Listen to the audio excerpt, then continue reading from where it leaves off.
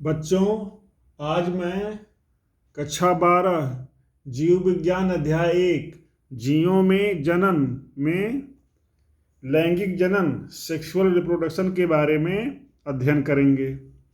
इसके पहले बच्चे अलैंगिक जनन एसेक्सुअल रिप्रोडक्शन के बारे में पढ़ चुके थे और अलैंगिक जनन में यही क्या है, कायिक जनन वेजिटेटिव रिप्रोडक्शन भी शामिल है। यहाँ पर हम लैंगिक जनन सेक्सुअल रिप्रोडक्शन के बारे में अध्ययन करेंगे।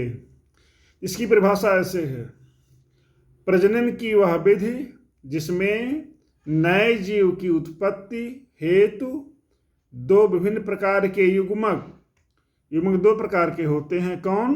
नर युग्मक और मादा युग्मक। तो परिभाषा ऐसे हो गई। सभी बच्चे इसका नोट जरूर बनाएंगे। प्रजनन की वह विधि जिसमें क्या होगा? प्रजनन की वह विधि जिससे नए जीव की उत्पत्ति हेतु दो विभिन्न प्रकार के युग्मक गैमिट नर युग्मक और मादा युग्मक की आवश्यकता होती है, उसे लैंगिक प्रजनन सेक्सुअल रिप्रोडक्शन कहते हैं। अलैंगिक प्रजनन में क्या होगा? दो प्रकार के युग्मक की आवश्यकता नहीं होती। इसमें क्या होता है? दो विभिन्न प्रकार की युग्मक की आवश्यकता होती है। एक होता है नर युग्मक और दूसरा मादा युग्मक होता है। नर युग्मक का निर्माण, जो मेल गैमीट है, वो क्या होता है? उसका निर्माण जीवधारी के नर जननांग तथा मादा युग्मक फीमेल गैमीट का निर्माण जीवधारी के मादा जननांग में होता है। अब जैसे पुष्पुंग में देख लीजिए, तो पुष्प का जो नर जननांग है उसका क्या है? पुंकेसर है, स्टेमन। और मादा जननांग क्या है? स्त्री केसर, ओवरी है, इसे अंडप भी कहते हैं। तो इस प्रकार से देखा जाए तो पुष्प का जो नर जननांग क्या है? पुमंग, पुंकेसर है, इंडोसियम। और मादा जननांग क्या है? गाइनीसियम है, स्त्री केसर है।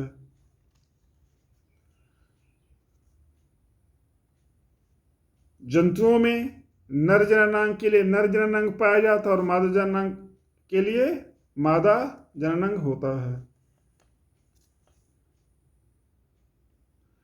अब देखिए आगे कि लैंगिक जनन क्या चीज है। लैंगिक जनन एक विस्तृत, जटिल और धीमी प्रक्रिया है। अब लैंगिक जनन की कई अवस्थाएं, अब देखिए यहाँ पर जो जीवन चक्र है, तो जीवन चक्र की अवस्थाएं हेडिंग डालेंगे क्या? जीवन चक्र की अवस्थाएं, फेजेज ऑफ लाइफ साइकिल। तो जितने भी जीवधारी हैं, प्रत्येक जीव के जीवन चक्र की 3 प्रमुख अवस्थाएं होती हैं, चाहे वो पौधा हो चाहे जंतु हो। तीनों क्या हैं? पहला है किशोरावस्था, दूसरा है प्रजनन अवस्था और तीसरा है जीर्णता या वृद्धि अवस्था। तो पहला है किशोरावस्था, जुवेनाइल फेज। मतलब जिस अवस्था में चाहे पौधा हो चाहे जंतु हो, उसमें क्या होता है? वृद्धि होती है, वृद्धि और विकास होता है। उसे क्या कहते हैं हम? किशोरावस्था कहते हैं। इस अवस्था में सभी जीवधारी तीव्रता से वृद्धि करते हैं। क्या लिखा है? किशोरावस्था जुवेनाइल फेज में चाहे पौधे हों चाहे जंतु हों, इस अवस्था में सभी जीवधारी तीव्रता से वृद्धि करते हैं तथा परिपक्वता की विशेष अवस्था को प्राप्त करते हैं। पौधों में इस अवस्था को कायिक अवस्था वेजेटेटिव फेज कहते हैं। किस अवस्था को? किशोरावस्था को। मनुष्यों में देखिए, लड़कों में किशोरावस्था लगभग 17 साल, मीन्स 15 से 18 के बीच, तथा लड़कियों में किशोरावस्था 14 साल लगभग। ठीक ना? तो लड़कों में किशोरावस्था क्या होती है? लगभग 17 साल तक, और लड़कियों में लगभग 14 साल तक होती है। मतलब यहाँ पे लगभग 14 से 17-18 साल तक, और लड़कियों में लगभग 11 से 14 साल तक होती है। लेकिन एवरेज रूप में, औसत रूप में क्या है? लड़कों में किशोरावस्था 17 साल और लड़कियों में 14 साल होती है। इसमें क्या होता है? इसमें शरीर का वृद्धि और विकास होता है, शरीर तीव्रता से वृद्धि करता है। इस बाद अगली अवस्था क्या है? प्रजनन अवस्था, रिप्रोडक्टिव फेज। किशोरावस्था की समाप्ति के बाद प्रजनन अवस्था शुरू हो जाती है। यह जीवधारी के जीवन काल की वह अवस्था है जिसमें जीवधारी में क्या होता है? प्रजनन क्षमता पाई जाती है। इस अवस्था में जीवधारी क्या करता है? प्रजनन करता है और संतान उत्पन्न करता है, चाहे पौधा हो चाहे जंतु। अब यहाँ पर हम पादपों में प्रजनन के बारे में अध्ययन करेंगे। तो पादप प्रजनन, प्लांट ब्रीडिंग। अब पुष्पधारी पौधे जनन अवस्था के आधार पर दो प्रकार के होते हैं। जिनमें पुष्प निकलते हैं वो क्या होते हैं? दो प्रकार के होते हैं। एक होता है मोनोकार्पिक। मोनोकार्पिक का तात्पर्य क्या हुआ? कि वे पौधे जो अपने जीवन काल में केवल एक बार पुष्प धारण करते हैं। आपने देखा होगा बहुत सारे ऐसे पौधे हैं क्या करते हैं? केवल एक बार पुष्प धारण करते हैं। उन्हें मोनोकार्पिक पौधे कहते हैं। क्या चीज? कि वे पौधे जो अपने जीवन काल में केवल एक बार पुष्प धारण करते हैं उन्हें मोनोकार्पिक पौधे कहते हैं। जैसे आपने देखा गेहूँ, एक बार पुष्प निकला, फिर उससे गेहूं की बाली निकली और फिर वो पौधा समाप्त। धान, मक्का, बांस आदि में क्या होता है? एक बार पुष्प निकलता है, उसके बाद पौधा समाप्त हो जाता है।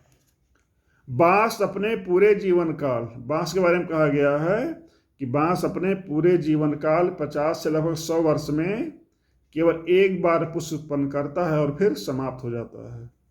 ऐसे ही एक पौधा है नीला कुरेंजी। क्या चीज? नीला कुरेंजी, स्ट्रोबिलैंथस कुंथियाना। नीला कुरेंजी का वैज्ञानिक नाम क्या है? स्ट्रोबिलैंथस कुंथियाना। यह क्या करता है? 12 वर्ष में केवल एक बार पुष्प उत्पन्न करता है। ये कहाँ पाया जाता है? या भारतवर्ष में केरल, कर्नाटक, तमिलनाडु के पहाड़ी स्थानों पर पाया जाता है और बहुत बड़ी संख्या में पुष्प उत्पन्न होते हैं, जिसको देखने के लिए पर्यटक दूर दूर से आते हैं। तो एक था क्या चीज? मोनोकार्पिक। नेक्स्ट क्या है? पॉलीकार्पिक। तो पॉलीकार्पिक क्या चीज है? वे पौधे जो अपने जीवन काल में अनेकों बार पुष्प धारण करते हैं उन्हें पॉलीकार्पिक पौधे कहते हैं। आपने देखा होगा आम है तो कई साल तक पुष्प धारण करता है, फल निकलता है। गुड़हल का पौधा आपने देखा होगा। गुलाब में भी ये चीज़ होता है कि पुष्प जो है हर साल निकलता रहता है। ऐसे सेब है। ये सब क्या होते हैं? कि वे पौधे जो अपने जीवन काल में अनेकों बार पुष्प धारण करते हैं उन्हें पॉलीकार्पिक पौधे कहते हैं। ये प्रायः क्या होते हैं? बहुवर्षीय होते हैं। जैसे सेब, आम, संतरा, गुड़हल, नीम, ये सब क्या हैं? पॉलीकार्पिक पौधे हैं। पॉलीकार्पिक पौधे प्रायः दो प्रकार के होते हैं। जैसे पहला है कुछ पौधे मौसमी सीजनल होते हैं, जिसमें पुष्प क्या होता है? एक निश्चित समय पर ही निकलता है। आम में बौर एक निश्चित समय पर आता है, ठीक ना? ऐसे ही सेब, संतरा में भी है। इसमें पुष्प एक निश्चित माह में निकलते हैं। जैसे आम, सेब, कटहल, इसमें हमने क्या देखा कि कुछ पौधे मौसमी सीजनल होते हैं और इसमें पुष्प क्या होते हैं? एक निश्चित माह में ही निकलते हैं। जैसे आम, सेब, कटहल। कुछ पौधों में वह पुष्प क्या होता है? कुछ पौधों में पुष्प वर्ष भर निकलता है। जैसे सदाबहार में, और आपके घर में सदाबहार पौधा लगा हुआ होगा तो आप देखते हैं कि सदाबहार पौधे क्या होते हैं? वर्ष भर खिलते रहते हैं। ठीक, अर्थात इसमें क्या होता है? वर्ष भर पुष्प निकलते रहते हैं। लेकिन मौसमी में क्या होता है? जो मौसमी पौधे होते हैं उसमें पुष्प साल भर नहीं निकलता, एक निश्चित समय में निकलता है। जैसे आम की बौर क्या होती है? एक निश्चित समय पर आती है। ऐसे सेब हुआ, कटहल हुआ, इस समय क्या होते हैं? नीम है, इसमें पुष्प एक निश्चित समय पर ही निकलते हैं। लेकिन गुड़हल आपने तो गुड़हल में सदाबहार में पुष्प क्या होता है, वर्ष भर निकलता ही रहता है। आगे है जंतु प्रजनन, एनिमल ब्रीडिंग। तो प्रजनन काल के आधार पर जंतु दो प्रकार के होते हैं। जैसे अभी पौधे में आपने पढ़ा कि प्रजनन काल के आधार पर पौधे दो प्रकार के हुए, मौसमी और सतत। तो ऐसे ही जंतु भी क्या होते हैं, दो प्रकार के होते हैं, मौसमी और सतत। तो कुछ जंतुओं में क्या होता है, एक निश्चित समय में ही प्रजनन होता है, और कुछ जंतुओं में वर्ष भर प्रजनन होता रहता है। तो पहला है मौसमी प्रजनक, इसे हम ऋतुनिष्ठ प्रजनक भी कहते हैं। मौसमी प्रजनक को क्या कहा जाता है, ऋतुनिष्ठ प्रजनक मीन्स सीजनल ब्रीडर, अर्थात वर्ष के एक निश्चित समय में ही इनमें प्रजनन होता है। इसको ऐसे लिखेंगे, वे जंतु जो वर्ष में एक निर्धारित समय में प्रजनन करते हैं उन्हें मौसमी प्रजनक कहते हैं। अर्थात इनमें क्या होता है, वर्ष के एक निश्चित समय में ही प्रजनन पाया जाता है। आप देखते हैं कि मेढक क्या होती है, वर्षा ऋतु में प्रजनन करता है, फिर वो टर टर की आवाज़ करता है। छिपकली, बहुत सारी पक्षियाँ, कुत्ता आदि में क्या होता है, प्रजनन एक निश्चित समय पर ही होता है वर्ष में। नेक्स्ट है सतत प्रजनन। सतत प्रजनक, कॉन्टिन्यूअस ब्रीडर। जो सतत प्रजनक होते हैं उसमें क्या होता है, पूरे वर्ष भर प्रजनन होता है। वे जंतु जो पूरे वर्ष भर प्रजनन कर सकते हैं उन्हें सतत प्रजनक कहते हैं। जैसे खरगोश हुआ तो वर्ष भर बच्चे उत्पन्न करते हैं। मुर्गी देखिए, मुर्गी में अंडे क्या होते हैं, हमेशा उत्पन्न होते, पूरे वर्ष भर उत्पन्न होते रहते हैं। चूहे आदि में भी क्या है, पूरे वर्ष भर प्रजनन होता रहता है। ये होते हैं सतत प्रजनक, कॉन्टिन्यूअस ब्रीडर। अब अगला पॉइंट है अपरा। एक शब्द है, बच्चे लोग से कहते हैं अपरा, प्लेसेंटा। किसी तरह में जरायु शब्द दिया हुआ है, जरायु या अपरा, प्लेसेंटा। प्लेसेंटा क्या चीज़ होता है कि जिससे बच्चा क्या होता है, अपनी माँ के गर्भ से जुड़ा होता है, उसे कहते हैं अपरा। अपरा या प्लेसेंटा क्या चीज़ होता है, ये चीज़ जैसे मान लीजिए ये माता का गर्भ मान लीजिए है, ठीक ना। तो ये जो बच्चा है, ठीक ना, ये बच्चा जिस नाल से अपनी माँ के गर्भ से जुड़ा होता है, इस जो पोर्शन ए वाला, इसे कहते हैं अपरा या प्लाट। ये मान लो बच्चा है, तो ये जो बच्चा है जिस नली से या जिस पार्ट से अपनी माँ के गर्भ से जुड़ा हो, एक गर्भाशय मान लो है, तो गर्भाशय से जुड़ा होता है, इसे कहते हैं हम अपरा या प्लासेंटा। ये चीज़ क्या हुआ, अपरा या, ये चीज़ अपरा या प्लेसेंटा है, इसे हम कहते हैं प्लेसेंटा, इसी को कहते हैं, ठीक ना। और ये है गर्भनाल, अम्बिलिकल कार्ड, ठीक ना, ये बच्चा है मान लो, तो ये है गर्भनाल, अम्बिलिकल कार्ड, और ये चीज़ क्या है, प्लेसेंटा। तो प्लेसेंटा द्वारा कोई शिशु क्या होता है, अपनी माँ के गर्भाशय से जुड़ा रहता है, ठीक ना, और उससे पोषण प्राप्त करता है। यह है शिशु। भ्रूण से किसे कहते हैं, भ्रूण। ये भ्रूण एक कहते हैं एम्ब्रियो, भ्रूण मतलब एम्ब्रियो। तो भ्रूण क्या होता है, माता के गर्भाशय से जुड़ा रहता है। अब लिखिए इसको ऐसे, अपरा। अपरा या प्लेसेंटा भ्रूण का मादा गर्भाशय, मदर यूटेरस की भित्ति के साथ वह अस्थायी संबंध है जिसके द्वारा भ्रूण एवं मतलब माता के रुधिर में पदार्थों का विनिमय एक्सचेंज होता है। क्या चीज़ है, अपरा या प्लेसेंटा, ये चीज़।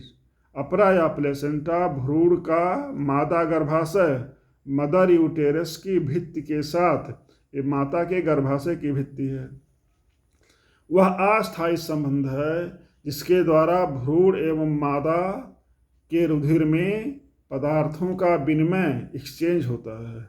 जैसे देखिए भ्रूण मान लीजिए है, तो भ्रूण देखिए, जो भ्रूण है, भ्रूण को जो भोजन है, भोजन, रक्त, ऑक्सीजन, ये माता से प्राप्त होता है।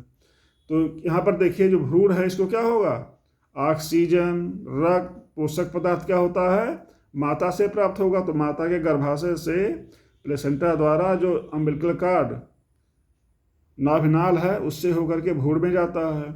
और भ्रूण से उत्सर्जी पदार्थ कार्बन डाइऑक्साइड क्या होता है, इसी नली से होके माता के गर्भाशय में जाता है। ठीक इस प्रकार से क्या होता है, भोजन, रक्त, ऑक्सीजन भ्रूण में, और भ्रूण से उत्सर्जी माने हानिकारक पदार्थ और कार्बन डाइऑक्साइड कहाँ जाता है, माता के गर्भाशय में जाता है प्लेसेंटा द्वारा होकर के। और दोनों के बीच में क्या होता है, पदार्थों का विनिमय, एक्सचेंज होता है। अब अपरायुक्त स्तनधारियों प्लेसेंटल मैमल्स में, यहाँ अपरायुक्त स्तनधारियों प्लेसेंटल मैमल्स के मादा में दो प्रकार के चक्रीय परिवर्तन होते हैं। एक को कहते हैं मध चक्र, ऑयस्ट्रस साइकिल, ऑयस्ट्रस साइकिल मध चक्र। ये पाया जाता है ज़्यादातर पशुओं में।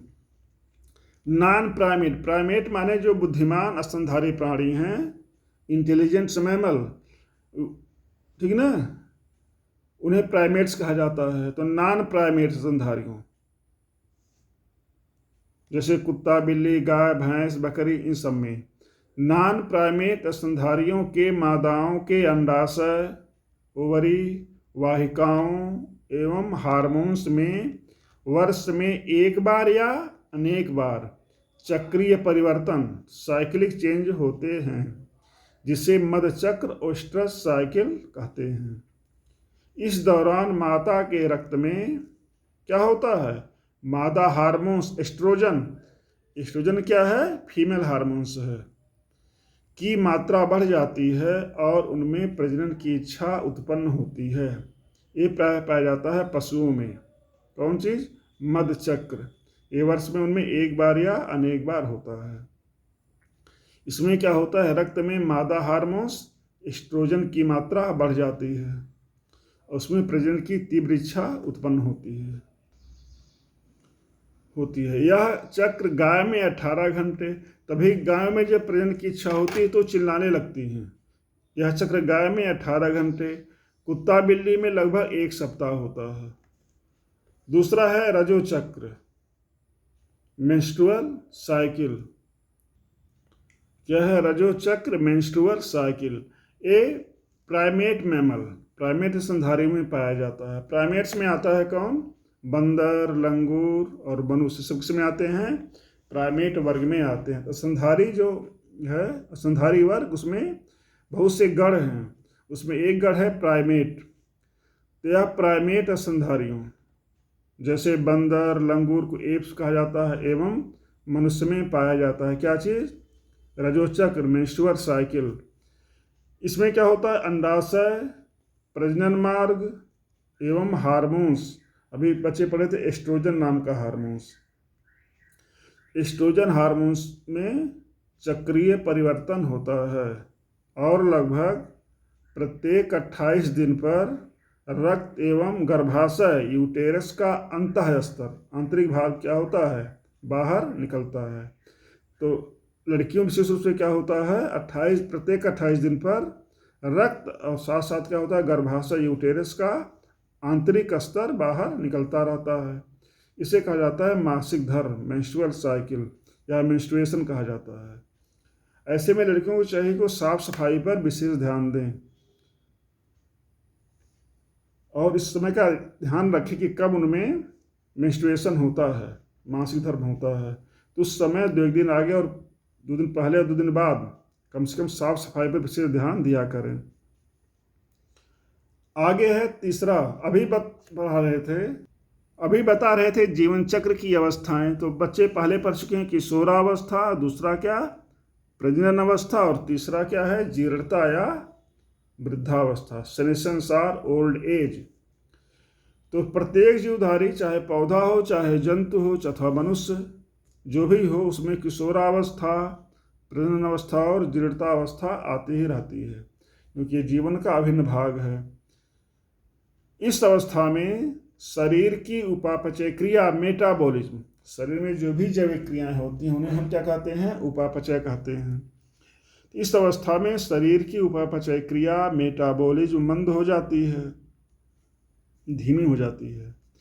शरीर के सभी अंग एवं ऊतक क्या हो जाते हैं? शिथिल होने लगते हैं, धीरे धीरे काम करना बंद कर देते हैं और शरीर में अनेक रोग उत्पन्न हो जाते हैं तथा व्यक्ति की प्राकृतिक मृत्यु हो जाती है। तो सभी जीवधारियों के जीवन की प्रक्रिया यह है कि व्यक्ति जन्म लेगा, उसमें किशोरावस्था आएगी, युवावस्था आएगा और धीरे धीरे प्रौढ़ावस्था के व्यक्ति मृत्यु को प्राप्त हो जाता है। इन जीव विज्ञान में 3 अवस्थाओं की चर्चा की गई है: किशोरावस्था, प्रजनन अवस्था और जीर्णता या वृद्धावस्था। ये 3 अवस्थाएं इस किताब में दी हुई हैं। इस प्रकार से जीवधारियों में या जीवन चक्र की अवस्थाएं पाई जाती हैं।